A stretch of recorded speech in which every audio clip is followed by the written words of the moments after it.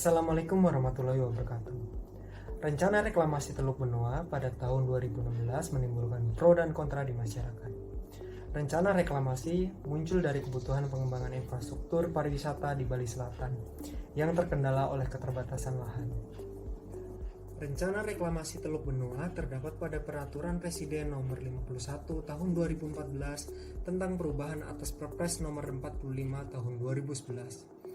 Perpres tersebut terdapat aturan rencana tata ruang kawasan perkotaan Denpasar, Badung, Gianyar, Tabanan, serta mengubah status kawasan Teluk Benoa dari kawasan konservasi menjadi kawasan pemanfaatan. Luas proyek reklamasi Benoa mencapai 838 hektar.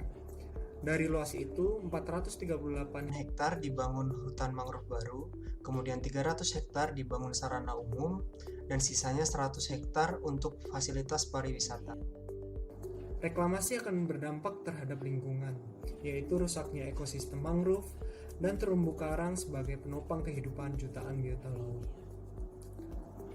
Peranan hutan mangrove di Teluk Benoa adalah mencegah abrasi pantai sebagai ruang terbuka hijau, serta sebagai pencegah rembesan air laut.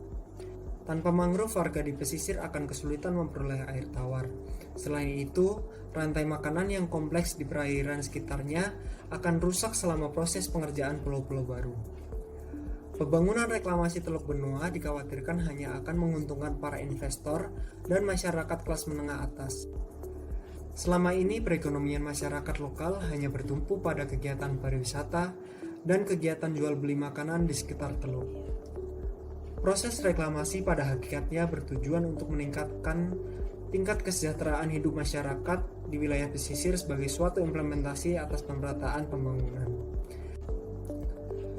Dari kasus reklamasi Teluk Benoa tersebut terlihat masih kurangnya harmonisasi atas kebijakan yang dikeluarkan pemerintah pusat, yaitu antara Peraturan Presiden Nomor 51 Tahun 2014 tentang Rencana Tata Ruang Kawasan Perkotaan Denpasar, Badung, Gianyar, dan Tabanan yang mendukung adanya reklamasi, dengan Peraturan Presiden Nomor 122 Tahun 2012 tentang reklamasi di wilayah pesisir dan pulau-pulau kecil yang menjelaskan bahwa reklamasi tidak boleh dilakukan di wilayah konservasi.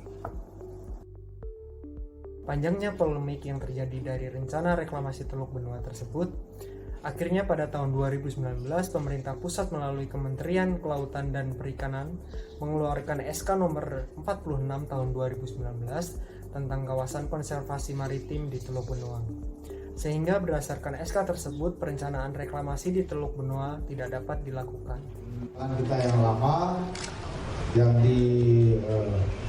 dijalankan oleh berbagai elemen masyarakat itu sekarang sudah mendapat jawaban konkret dari Menteri Kelautan dan Perikanan.